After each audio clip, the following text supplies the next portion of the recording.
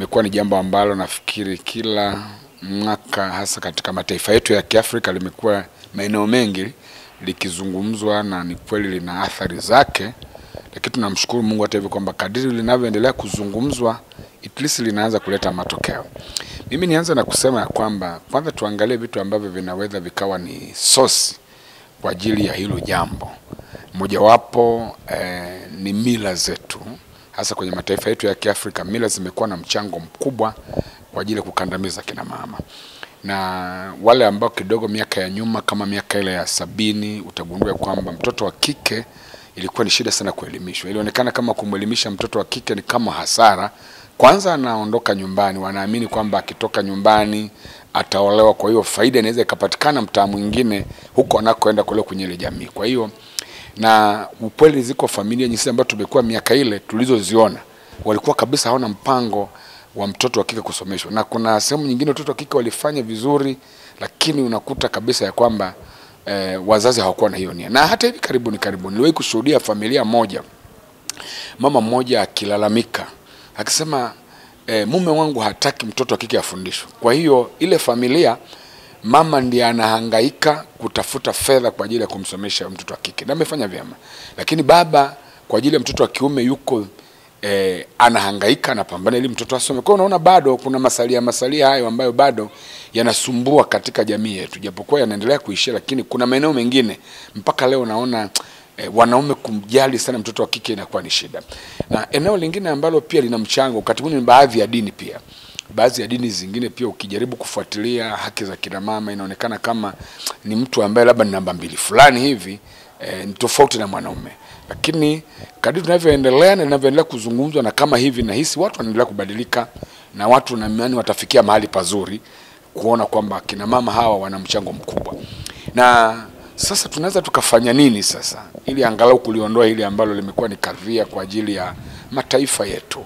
Mimi niseme vitu 4 ambavyo nina imani, na kwa kuwa tuendelea kulizungumza wengine anaweza kaongeza vitu vingine, lakini mimi niseme vitu 4 ambavyo vinaweza vikatusaidia kuondoa huu kandamizaji wa kina mama.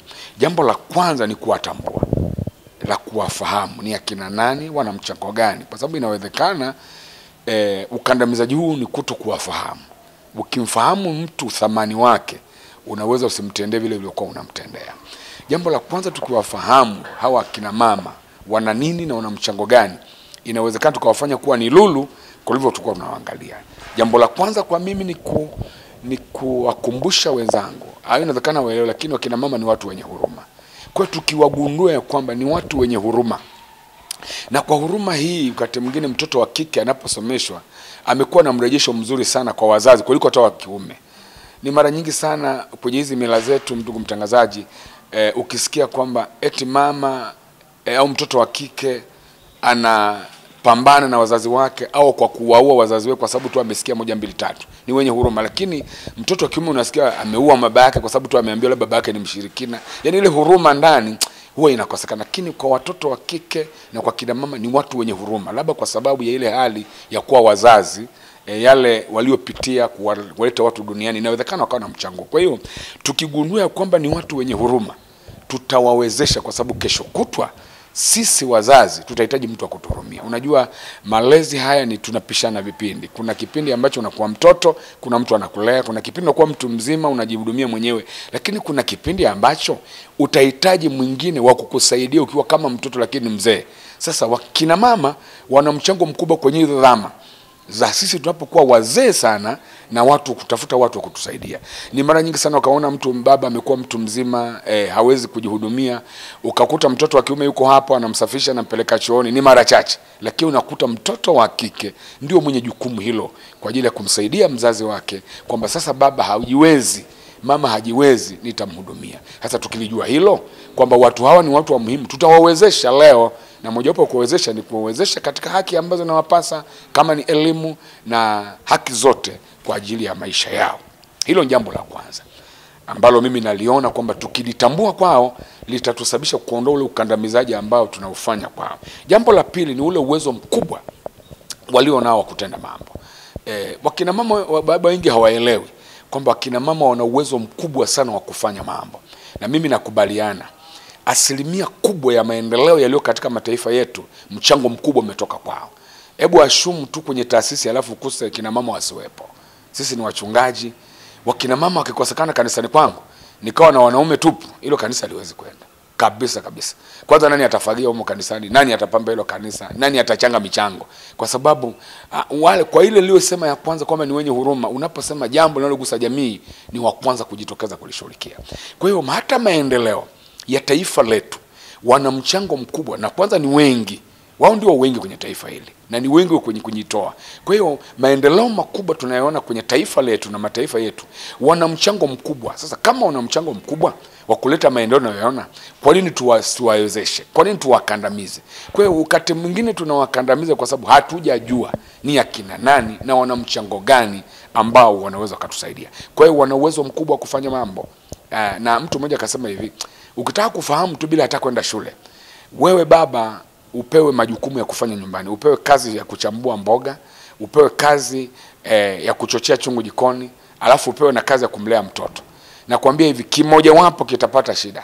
Lakini wao anaweza kawa anachambua mboga wakati uchungu iko jikoni, na mtoto akilia nje anajua mtoto amelia. Sisi hatuwezi hiyo kitu. Kwa hiyo wana uwezo mkubwa tu, lakini wakati mwingine hasa sisi ule ujasiri, kinachotusaidia si wanaume ni ule ujasiri tulionao tu kwamba mimi ni mwanaume, lakini ukweli kwenye utekelezaji wa mambo wenzetu wako mbali zaidi.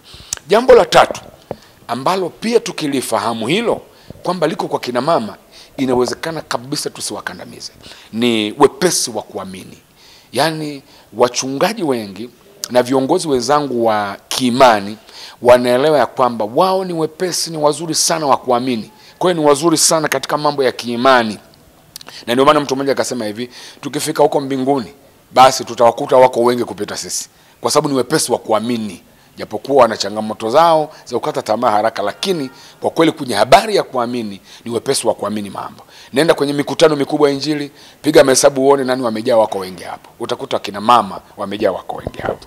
Kwa hiyo ni wazuri katika mambo ya kiimani ya kumwamini Mungu. Kwa hiyo tukilielewa hilo, utamkandamizaje mtu anayekusaidia? Lakini jambo la muhimu sana lingine la 4, ambao na imani hiyo tukilielewa vizuri na tukalifanyia kazi, mimi na imani ukandamizaji hautakuwepo kabisa, ni kuchukua yale maelekezo ya Mungu ambao Mungu alituelekeza namna ya kuishi katika hawa watu wawili, kina mama na wanaume. Mungu alisema hivi, aligawa majukumu ambayo yakitekelezwa sioni ukandamizaji. Akasema mwanaume tuna jukumu kubwa la kuwapenda wake zetu kama ambavyo Kristo alilipenda kanisa. Yaani kwa maana nyingine, sisi tunapaswa kuwapenda kina mama kwa kulipa gharama ya hali ya juu. Kwa sababu anaposema kanisa, kama Kristo alivyolipenda kanisa, anaongelea gharama ambayo Yesu aliitoa, gharama ya kwenda Kalvari, gharama ya kujitoa kufa kwa ajili ya mwanadamu.